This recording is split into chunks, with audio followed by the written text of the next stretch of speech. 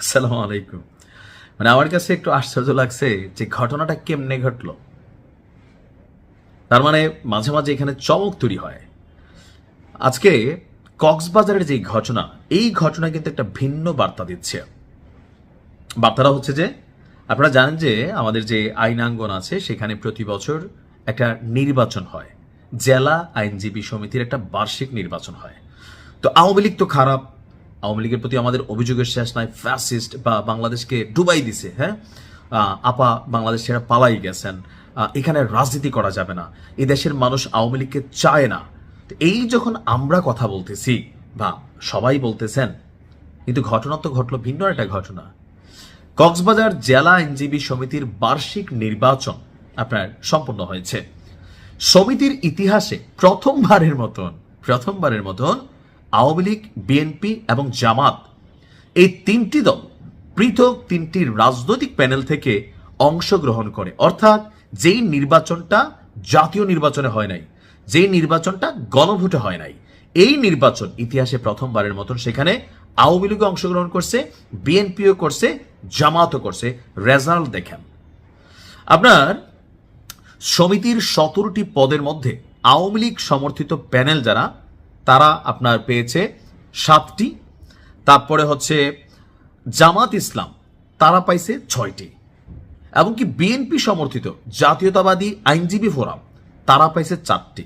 অর্থাৎ আওয়ামী লীগ 7, জামাত 6, বিএনপি 4। এটা হচ্ছে রেজাল্টের সামারি।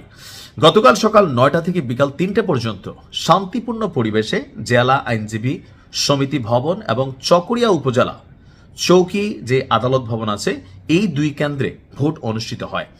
নির্বাচনে সভাপতি পদে বিএনপি সমর্থিত জাতীয়তাবাদী আইনজীবী ফোরামের মনোনীত প্যানেলের প্রার্থী যিনি ছিলেন অ্যাডভোকেট আব্দুল মান্নান নির্বাচিত হয়েছেন। অর্থাৎ সভাপতি হয়েছেন আব্দুল মান্নান বিএনপির পক্ষ থেকে। তার নিকটতম প্রতিদ্বন্দ্বী ছিলেন জামাত ইসলাম সমর্থিত প্যানেলের অ্যাডভোকেট আমির হোসাইন। সাধারণ সম্পাদক পদে বিজয়ী হয়েছে জামাত ইসলামের যে প্যানেল আছে সেখানের অ্যাডভোকেট আখতার উদ্দিন হেলালি। তার নিকটতম প্রতিদ্বন্দ্বী ছিলেন সাধারণ সম্পাদক পদে আওয়ামী লীগ সমর্থিত যে প্যানেল আছে সেটার অ্যাডভোকেট মোহাম্মদ নুরুল হুদা। জাতীয়তাবাদী আইনজীবী ফোরাম মনোনীত প্যানেল থেকে সহসভাপতি পদে মোহাম্মদ আবদুল্লাহ, পাঠাগার এবং তথ্য প্রযুক্তি সম্পাদক পদে অ্যাডভোকেট শওকত উসমান, নির্বাহী সদস্য পদে অ্যাডভোকেট আজিজুল করিম নির্বাচিত হয়েছেন। আর এই প্যানেলে 17টি পদের বিপরীতে 16 জন প্রার্থী দিয়ে 4টি পদে জয়ী হয়। এখন টোটাল গিয়া সিটের সংখ্যা আপনার আওয়ামী লীগ বেশি পাইল, আর মোট ভোটার ছিল 948 জন। এর মধ্যে কক্সবাজার কেন্দ্রে 861 জন এবং চকরিয়া কেন্দ্রে 87 জন ভোটার ছিলেন। অর্থাৎ মোট 892 জন যারা আছেন এখানে সদস্য, তারা ভোট দিয়েছেন। আর 17টি পদের বিপরীতে 47 জন চূড়ান্ত প্রার্থী প্রতিদ্বন্দ্বিতা করেন। আর এই প্রথমবার 3টি দল সেখানে নির্বাচন করেন।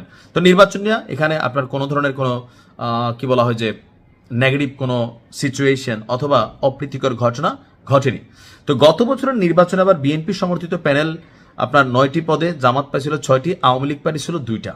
এবার আবার বিএনপি চলে গেছে 3-এ, বাট বড় পদগুলো তারা পাইছে। কি পয়েন্ট যেগুলো, আওয়ামী লীগ চলে আসছে মানে পদের জায়গায় বেশি, বাট বড় বড় পদগুলো সেগুলো পায় নাই।